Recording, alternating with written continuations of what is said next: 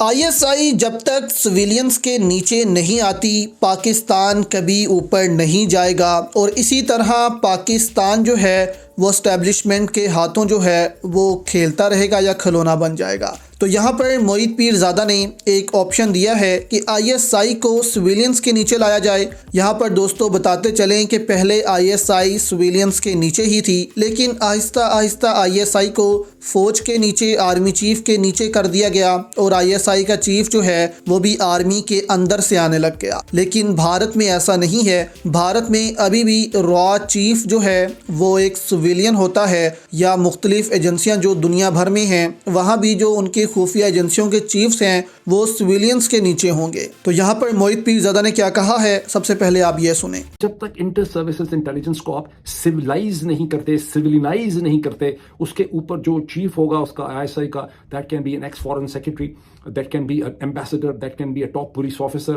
that can be a retired district management officer, that can be anyone जो हो सकता है उसका। और उसके जितने 12 डीजी हैं वो सारे के सारे फौज से नहीं होंगे, बल्कि पुलिस ऑफिसर्स, डीएमजी ऑफिसर्स होंगे। उसकी अपनी एक ब्यूरोक्रेसी होगी, उसका बिल्कुल कोई ताल्लुक नहीं होगा आर्मी चीफ से, बिकॉज आईएसआई वो टूल है, वो हथौड़ा है जिसे पाकिस्तान का आर्मी चीफ इस्तेमाल करता है पाकिस्तान की सियासत को अपने मफाद में कंट्रोल करने के लिए। और इस वक्त जो चीज़ हम देख रहे हैं ये फौज का खाली जबर नहीं है, इसके अंदर पाकिस्तान के ताकतवर सियासी खानदान जैसे हैं शरीफ खानदान, जरदारी खानदान, ये आर्मी चीफ की मदद से पूरे के पूरे ढांचे को कंट्रोल कर रहे हैं। जब तक इस ढांचे पे हम बहस नहीं करेंगे, खाली मैं कह दूं आप इसको सुन लें टॉप बॉटम डिस्कशन में, ये बेकार है। मैं अपना वक्त ज़ाया कर रहा हूं, आप भी अपना वक्त सुनने में ज़ाया कर रहे हैं। आपको ज़ाती तौर पर इस चीज़ को समझने की ज़रूरत है। तो यहाँ पर ये एक तरीका उन्होंने बताया है कि किस तरह पाकिस्तान जो है वो आर्मी चीफ की पावर्स को कम कर सकता है, क्योंकि आर्मी चीफ जब भी आता है तो वो अपनी पॉलिसीज लेकर आता है और उसको जो ठीक लगता है वही करता है और वो सिविलियन हुकूमतों को नहीं पूछता। तो यहाँ पर मोहित पीरज़ादा कहते हैं कि आईएसआई चीफ को